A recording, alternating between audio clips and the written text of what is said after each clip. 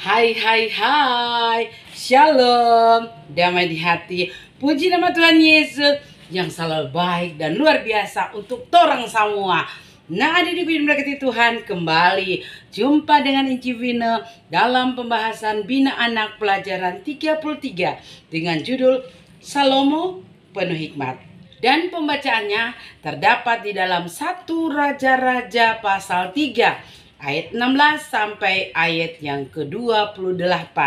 Namun adik-adik, sebelum itu Inci mesti sapa dulu Pak Inci anak-anak. Nah, apa kabar hari ini adik-adik? Iya, dahsyat, luar biasa. Yes. Puji Tuhan, saya diberkati, kamu diberkati, kita semua diberkati. Dan memang betul toh? Iya, torang hidup ini hanya oleh karena pemberkatan Tuhan, sehingga torang boleh menjalani kehidupan torang semua. Nah, adik-adikku yang berkati Tuhan, mari torang baca bersama pembacaan untuk Bina Anak minggu ini, pelajaran 33. Pembacaannya terdapat dalam 1 Raja-Raja pasal 3 ayat 16 sampai 28. Sudah? Iya, sudah apa semua? Biarkan dulu tuh Alkitab terbuka. Torang minta tuntunan kuasa Roh Kudus Tuhan dalam membaca Alkitab, sehingga tidak sia-sia torang mendengar firman Tuhan, torang baca dan torang renungkan. Mari berdoa.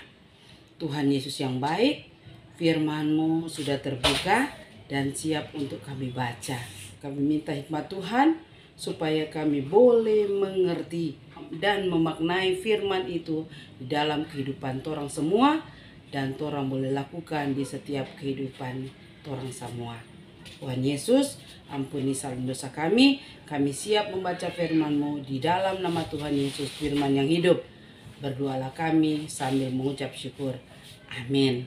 Nah, adik-adik yang berkati Tuhan, Lembaga Alkitab Indonesia memberikan judul Hikmat Salomo pada waktu memberi keputusan. Pada waktu itu, masuklah 2 orang perempuan sundal menghadap raja, lalu mereka berdiri di depannya.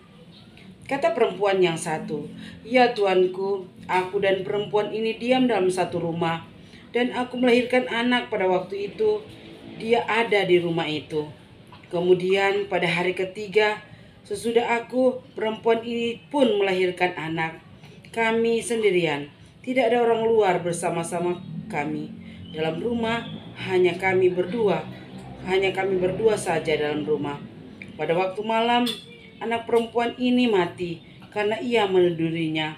Pada waktu tengah malam, ia bangun, lalu mengambil anakku dari sampingku, sementara hamba-Mu ini tidur. Dibaringkannya anakku di pangkuannya, sedang anaknya yang mati itu dibaringkannya di pangkuanku. Ketika aku bangun pada waktu pagi untuk menyusui anakku, tampaklah anak itu sudah mati. Tetapi ketika aku mengamati dia pada waktu pagi itu, tampaklah bukan dia anak yang kulahirkan. Kata perempuan yang lain itu, "Bukan, anakku lah yang hidup dan anakmu lah yang mati." Tetapi perempuan yang pertama berkata pula, "Bukan, anakmu lah yang mati dan anakku lah yang hidup." Begitulah mereka bertengkar di depan raja. Lalu berkatalah raja, yang seorang berkata, "Anakku lah yang hidup ini dan anakmu lah yang mati." Dan yang lain berkata, "Bukan, anakmu lah yang mati dan anakku lah yang hidup." Sesudah itu raja berkata, "Ambilkan aku pedang." Lalu dibawalah pedang ke depan raja. Kata raja, "Penggalah anak yang hidup itu menjadi 2, dan berikanlah setengah kepada yang satu dan setengah lagi kepada yang lain." Maka kata perempuan yang mempunyai anak yang hidup itu kepada raja, sebab timbullah belas kasihan terhadap anaknya itu. Katanya, "Ya Tuanku, berikanlah kepadanya bayi yang hidup dan jangan sekali-kali membunuh dia." Tetapi yang lain itu berkata, "Supaya jangan untukku ataupun untukmu penggalah." Tetapi raja menjawab, katanya, "Berikanlah kepadanya bayi yang hidup itu. Jangan sekali-kali membunuh dia. Dia itulah ibunya." Ketika seluruh orang Israel mendengar keputusan hukum yang diberikan raja, maka takutlah mereka kepada raja, sebab mereka melihat bahwa hikmat yang daripada Allah ada di dalam hatinya untuk melakukan keadilan. Demikianlah firman Tuhan. Torang semua dikatakan berbahagia jika Torang dengar firman Tuhan, torang lakukan firman Tuhan. Nah, diriku yang berkati Tuhan. Shalom, damai di hati. Kalau minggu lalu torang belajar itu Goliat raksasa, Daud boleh kalahkan. Karena apa? Karena Daud mengandalkan Tuhan. Iya, torang juga diajarkan untuk di setiap kehidupan orang mesti andalkan Tuhan. Nah, adik-adik berkati Tuhan. Kali ini torang mau cerita tentang hikmat Salomo pada waktu memberi keputusan. Nah, sebelum mulai, Encik mesti bertanya dulu toh. Nyo, siapa aja berdoa tiap malam? Nah, semua pasti aja berdoa toh. Karena itu cerita-cerita sebelumnya mengajarkan orang untuk tidak jemu-jemu berdoa toh. Iya. Nah, Encik mau tanya, kalau berdoa biasanya orang minta apa? Boleh ada yang jawab? Ya, minta kesehatan, toh, minta kebahagiaan, minta apa lagi? Ya, minta sukses, minta berhasil. Ya, biar jo incinya dodo, yang penting sehat-sehat. Ya, begitu lima mama aja bilang toh, biar jo kasih yang inci, minta jo kesehatan, orang sehat-sehat jo. Yang penting orang menjalani orang hidup dengan berkat Tuhan. Sehat-sehat jo so cukup. Nah, Inci mau tanya sekarang, Inci mau kasih tawaran. Kalau Tuhan datanya, Dela mau minta apa? Jojo mau minta apa? Ini Tuhan ini ada tanya. Iya, coba Dela mau minta apa? Nah, Jojo minta apa? Nah, kalau Inci pasti bilang, aduh Tuhan datanya ada kesempatan, Tuhan ada kasih kesempatan, tanya, aduh kita minta umur panjang Tuhan, kekayaan Tuhan, aduh pokoknya kita sejahtera Tuhan. Nah, pasti orang minta, karena Tuhan ada kasih pilihan tuh, minta apa? Tuhan datanya mau minta apa? Nah, lain lagi adik dengan Raja Salomo. Nah, ini Raja Salomo adik, dia anak dari apa? Raja Daud. Iya, dikenal dengan raja yang penuh hikmat. Karena apa, Dede? Karena dia waktu berdoa Pak Tuhan, Tuhan tanya, Salomo, apa yang kamu minta? Nah, dia nyendak minta umur panjang, dia nyendak minta kehormatan, dia nyendak minta kekayaan, tapi dia minta apa, Dede? Ya, karena dia pikir, aduh nih bangsa besar, mungkin aduh kita mau kesulitan ini, aduh kita mesti berpikir ini mau apa, mau pimpin pada orang. Maka jadi yang diminta Salomo kepada Tuhan yaitu apa? Hikmat, boleh membedakan atau memutuskan perkara mana yang benar, mana yang salah. Jadi ini Salomo ini ya cuma minta apa? Hikmat. Nah, adik, kalau orang tuh pasti orang mau apa? Pilih kesenangan dunia tuh, pilih dunia tuh, aduh, kemewahan dunia tuh. Tapi Salomo adik, dia nggak minta umur panjang, dia nggak minta kekayaan, tapi dia minta hikmat. Nah, buktinya ini hikmat yang diberikan Allah untuk Raja Salomo begini adik. Suatu ketika, Raja sementara berdiri di depan istana, datanglah dua orang ibu. Nah, dua berkelahi. Anakku yang mati. Bukan, anakku yang hidup. Anak mulai yang mati. Anakku lah yang hidup. Ya, sementara dua menghadap raja. Bapak berkelahi. Raja bilang, siapa ini? Aduh, kasihan raja. Tuh satu langsung apa? Bilang dua perkara. Aduh, Tuanku, bukan main. Orang dua ini tinggal satu rumah. Nyada ada orang lain di rumah. Kong, kita dulu melahirkan anak. 3 hari kemudian, Tuanku, itu perempuan sana, itu ibu sana yang melahirkan anak. Nah, pada suatu malam, Tuanku, orang sementara tidur, dia lihat tidur Tuanku. Itu perempuan sana kasihan, dia tidur, dia tidurnya nak sadar lagi. Dia tidur, ya ada tentu dia sudah ingat kalau dia punya anak kecil. Jadi dia dapat tidur tuh DP anak. Nah, DP anak mati. Lalu Tuanku, dia ambil tapi anak, kon dia baringkan DP anak pangkuanku. Kerta pagi waktu kasihan mau menyusui tapi anak, kita amati, bukan tapi bayi ini, ternyata dia dah tukar. Dan anak yang dia tukar itu sudah mati. Aduh, bukan main. Kong itu satu balas. Anakku yang hidup, anakmu yang mati. Dundu bakal anakku yang hidup, anakmu. Dundu bakal di depan apa? Di depan raja. Raja sodengan itu satu bilang begini, satu bilang begini, satu belum habis, satu so bilang. Ya, raja bilang, diam. Pengawal, ambil pedang. Aduh, dundu so begini. Aduh. Tuh, dia memutuskan perkara. Ya, adik. Raja langsung berdoa kepada Tuhan. Nah, habis berdoa, dia bilang, bawa tuh anak kemari. Iya, Orang sebawa tuh anak kasih adik, tuh anak yang hidup. Iya, iya, iya. Mama nangis kasih yang taruh. Ini tuanku. Ya, taruh di situ.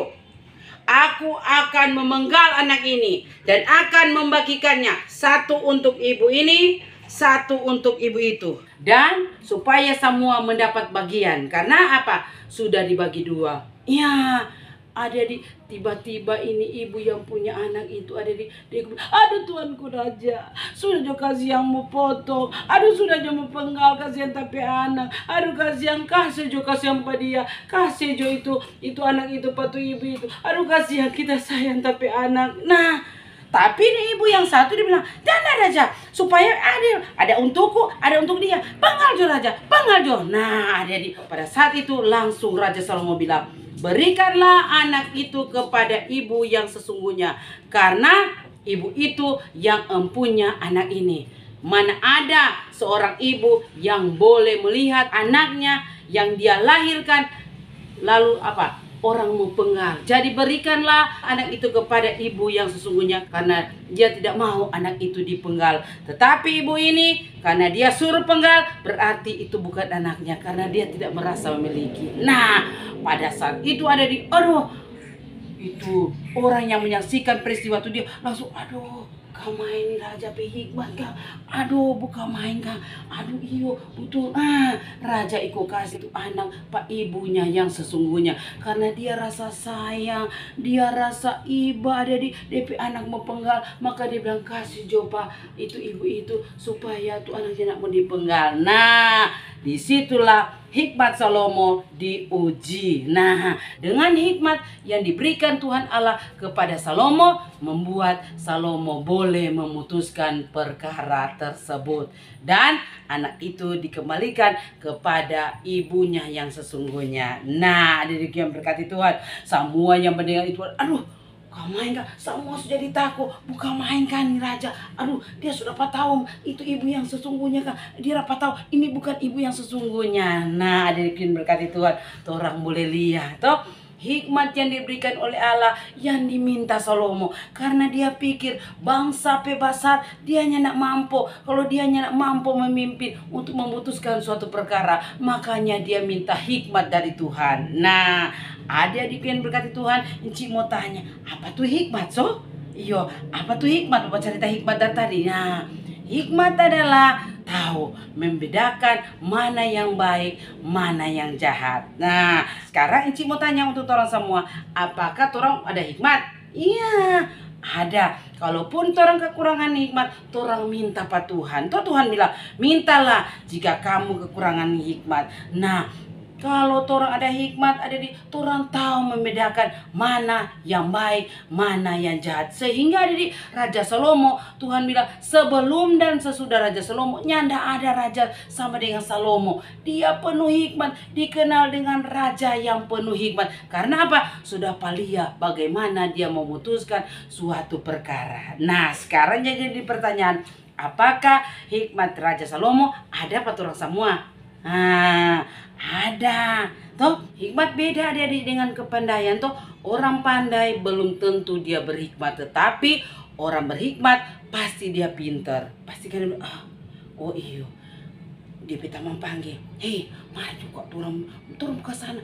Aduh tuh kurang di sana mira turun apa, mari tuh turun ambil, ada di punya ada turun ada ke luar kota, mari tuh turun ambil. Nah, jadi kalau turun punya hikmat, aduh jangan begitu, toran dimolek mencuri. Toran dengar di sekolah minggu dah mama dan papa jaga aja apa toran di rumah bahwa mencuri itu tidak baik. Nah, atau di rumah toh toran pakai toran hikmat. Kalau mama suruh jangan dulu tunggu leku ama sadikile sama dengan dia dan Jojo toh. Kalau mau suruh pakai sadikile, toran pakai hikmat Tuhan. Aduh, pergi juga kasih mama dah suruh kita mau tolong tapi mama kita anak sekolah minggu, anak yang baik, anak yang dengar. Nah, karena apa? Orang punya hikmat. Jadi orang jadilah seperti Salomo kecil yang apa? Yang punya hikmat, yang tidak meminta kekayaan, yang tidak meminta umur panjang, tapi dia minta hikmat daripada Tuhan. Ya, adikku yang berkati Tuhan, ketika ini Raja Salomo minta hikmat, bukan cuma hikmat Tuhan kasih, ternyata apalagi umur panjang, dan apa? Kekayaan. Tuh, ini Raja Salomo dikenal dengan raja yang apa? Yang kaya. Tuh, dia baru DP istana dari apa? Dari emas. Jadi, ketika Torah minta hikmatnya, Torah akan nikmati berkat-berkat Tuhan selanjutnya. Kekayaan, kehormatan, bahkan umur panjang Tuhan akan kasih pada Torah. Ketika Torah punya hikmat sebagai orang yang percaya, Torah tahu bedakan mana yang benar, mana yang salah, mana yang baik, mana yang jahat. Sehingga orang boleh dikenal anak-anak Tuhan yang tahu membedakan mana yang berkenan pada Tuhan, mana yang tidak berkenan kepada Tuhan, agar supaya hikmat yang Tuhan kasih orang gunakan untuk kepujian dan kemuliaan nama Tuhan. Nama Tuhan Yesus. Amin. Kita berdoa. Tuhan Yesus, terima kasih atas firman-Mu. Jadikan kami Tuhan anak-anak yang penuh hikmat seperti Raja Salomo, sehingga dimanapun kami berada, kami boleh membedakan mana yang baik, mana yang jahat, mana yang berkenan kepada Tuhan, mana yang tidak, sehingga kami boleh hidup berkenan kepada Tuhan. Terima kasih Tuhan atas firman-Mu. Biarlah firman-Mu kami pakai untuk kehidupan kami sehari-hari, jadi berkat untuk merubah kelakuan kami.